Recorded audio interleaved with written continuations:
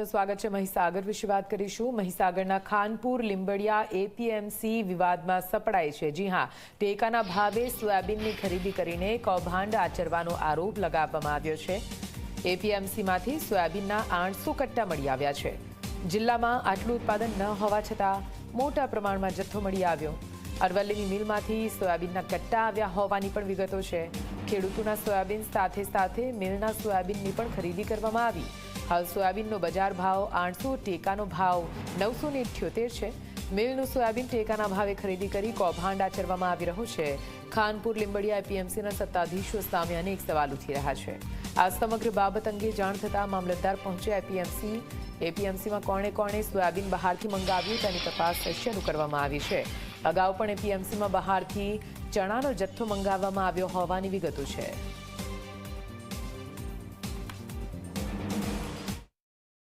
महीसागर जिला में खानपुर तालुका में एपीएमसी में आज मोटा प्रमाण में सोयाबीन जत्थो अमे खेडूतो द्वारा पकड़ी पाडवामां आव्यो छे अने जत्थो बहारना जिला में आवतो अरवल्ली है, दाहोद है, कपरवंज है, मेघरज है, आवा जिला में रोजे रोज आवतो पण आज चेरमेन द्वारा जे जत्थो मंगाववामां आव्यो ए सवारमां मैं 9 वागे पकड़ी पाडवामां आव्यो छे अने एना पर कड़क कार्यवाही करवा माटे मैं मामलतदारश्री, प्रांत कलेक्टर, जिला खेती अधिकारी दरेकने जाण करी छे।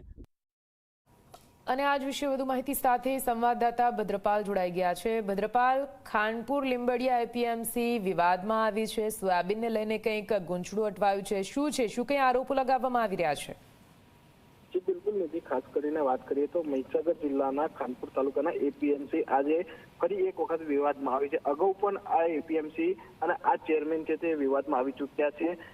જે સોયાબીનની ખરીદી છે તે હાલ એપીએમસી દ્વારા ખેડૂતોનો સોયાબીનની ખરીદી છે તે કરવામાં આવી રહી છે, પરંતુ અહીંયા સરકારના ટેકાનો જે ભાવ સરકાર આપી રહી છે 978 રૂપિયા, ત્યારે બજાર ભાવ 800 રૂપિયા હોવાથી જે બજારના જે વેપારીઓ છે તે એપીએમસી ખાતે ચેરમેન અને વેપારીઓની સાંઠગાંઠથી એપીએમસીમાં સોયાબીન છે તે મોટી માત્રામાં લાવવામાં આવી રહ્યું છે। હાલ જે પ્રકારે વાત કરીએ તો મહીસાગર જિલ્લામાં સોયાબીનનું ઉત્પાદન ખૂબ ઓછું છે, છતાં એપીએમસી દ્વારા તેઓનો ટાર્ગેટ પૂર્ણ કરવા માટે આ એક મોટું કાવતરું છે તે કરવામાં આવ્યું છે। અગાઉ પણ આ જ ભુલાભાઈ પટેલ જે ચેરમેન છે તેઓ વિવાદમાં સંપડાયા હતા અને આ તમામ વખતે આવી અનેક તેઓના જે વિવાદોમાં સંપડાવવાને લઈને અનેક લોકો દ્વારા તેઓને વિરુદ્ધમાં રજૂઆત પણ કરવામાં આવી છે અને હાલ આભાર પૂરી માહિતી માટે।